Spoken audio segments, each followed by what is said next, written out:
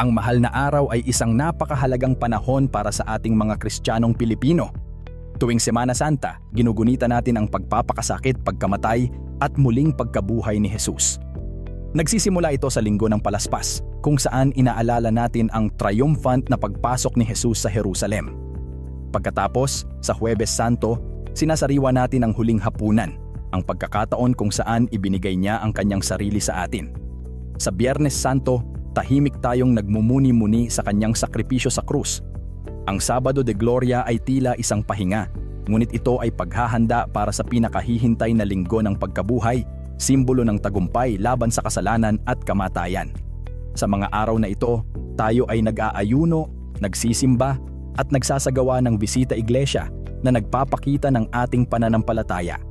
Ang mahal na araw ay panahon ng pagninilay, paghingi ng tawad, at pagbabalik loob sa Diyos, isang pagkakataon upang muling magpakatatag sa ating pananampalataya.